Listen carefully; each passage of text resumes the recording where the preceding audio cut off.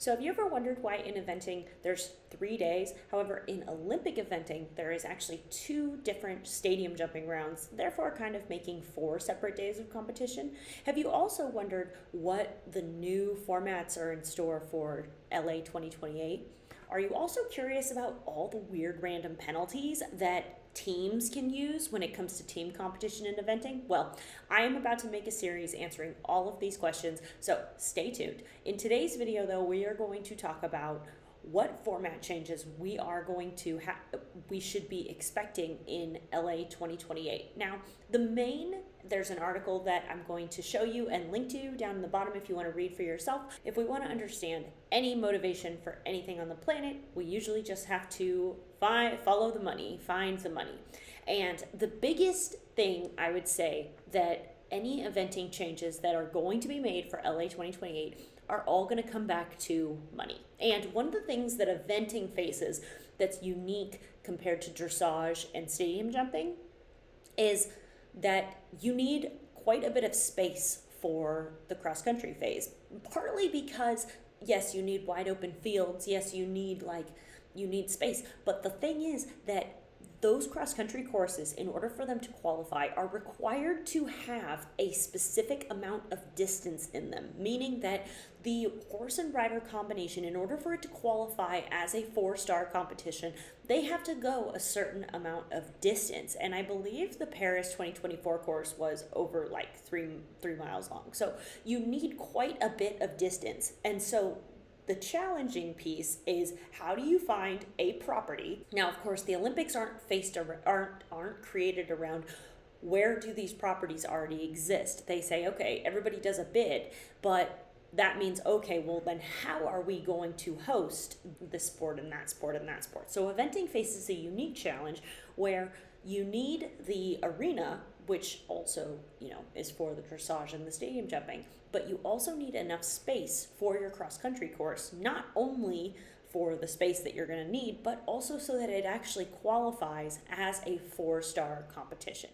What are the changes in store for eventing when we get to LA in 2028? Now, I don't know if these are for sure, but this is just the proposed changes. And that's because, of course, cross country is the most exciting day in the competition of eventing.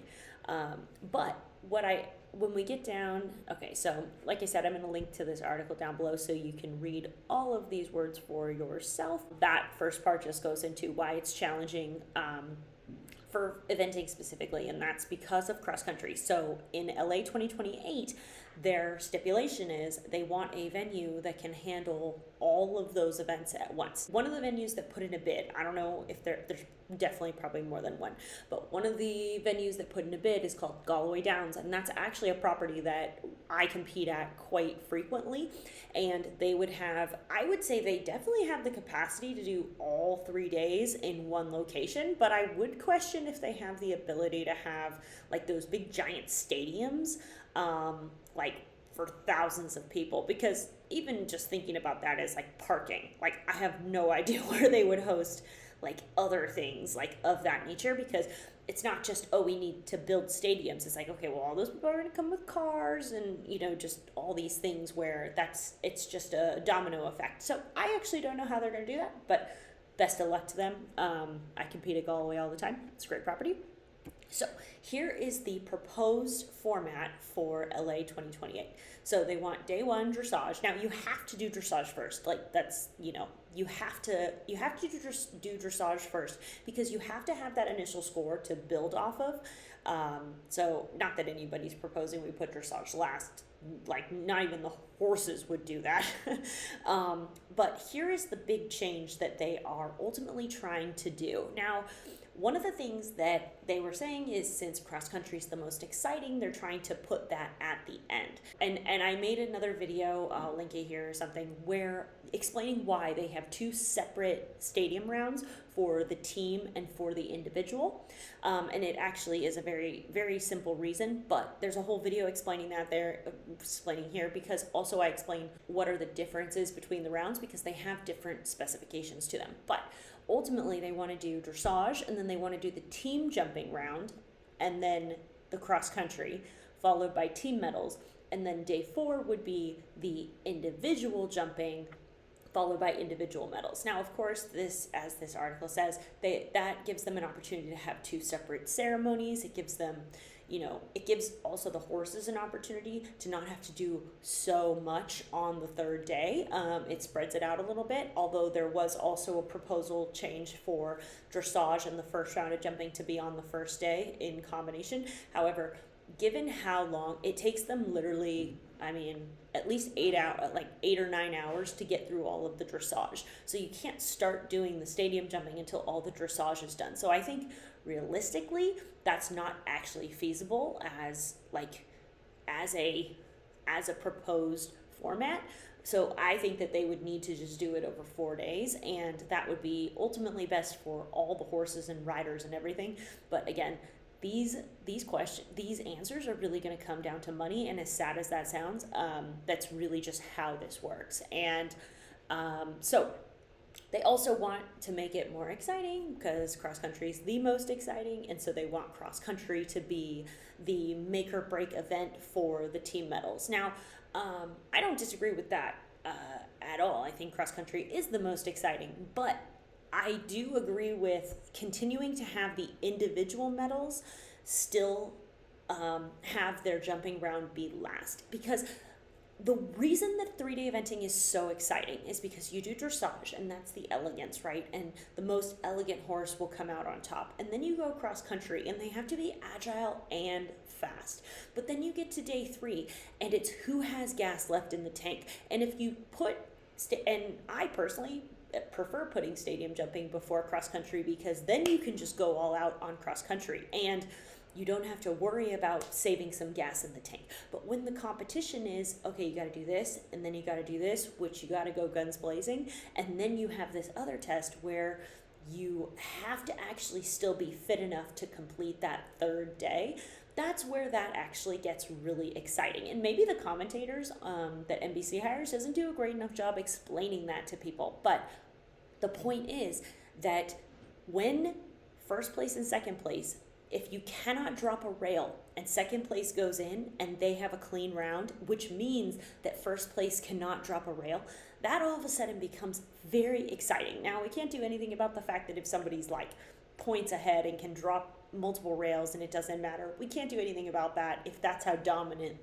this person is, then that's how it is. It's kind of like watching the USA in gymnastics. They can fall multiple times and it doesn't matter. And so there is something about that that's not quite as exciting. However, when it comes to having the individual jumping on the last day, I still think that's really important, because ultimately it is about, okay, you've checked all these boxes, you've had to go all out, you've done the fancy stuff, and now you have to be careful enough and not be too tired to keep the rails up. And again, like I said, if this is about excitement, then maybe that speaks to who is announcing about the events, and they're not actually putting that passion and they're not actually putting that excitement in there, explaining why it's such a big deal. Because if you don't explain the story behind it, I can see how people would be like, okay, it's just people jumping over sticks. And frankly, my horse trainer has said that to me, that we are just folks who jump horses over sticks. And I was like, oh, I'm glad you take this so seriously. But it was ultimately a funny conversation. So as I said, this would give an opportunity to keep your team competition separate from your individual competition, also having 2 separate ceremonies to make sure that they both get their due course, because when there is a team competition versus an individual competition, you see this in gymnastics, right, where they have qualifications, and then they have the team competition, and then the individual competition, and then individual event competitions. And that also ties into why eventing has 2 separate jump rounds, which, watch that video, that explains all about that. But this gives an opportunity to really capitalize on the difference between the team sport of it all and the individual sport. And I also made a video breaking down all of the team penalties when it comes to Olympic eventing, which I actually found very interesting, because not that I didn't know about them, but when I started to really dig in and understand, they really created a way for all teams to finish the team competition regardless of what happens in any 3 days. Now, for instance, like we're used to, if somebody falls off, then that's the end of that. That person's just out. But in a team competition, they have to give an opportunity for the team to still be able to finish, even if one of the participants on the team doesn't actually have a great day. And so I have a video breaking down all of the points and penalties that are for eventing in general, but then also for team competitions specifically. I actually found that to be really interesting.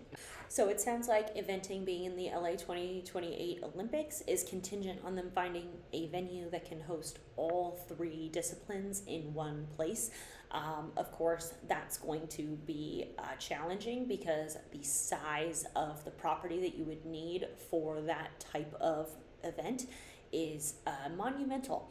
So I do know Galloway Downs put in a bid so that they could potentially host all of the equestrian events for the LA Olympics.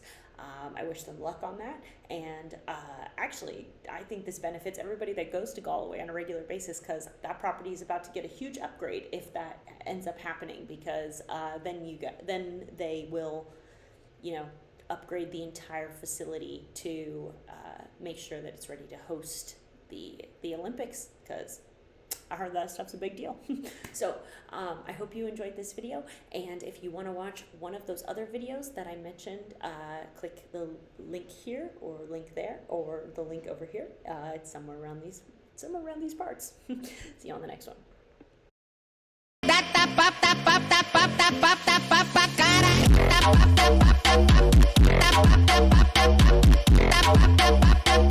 Deixa a sua bunda ardendo.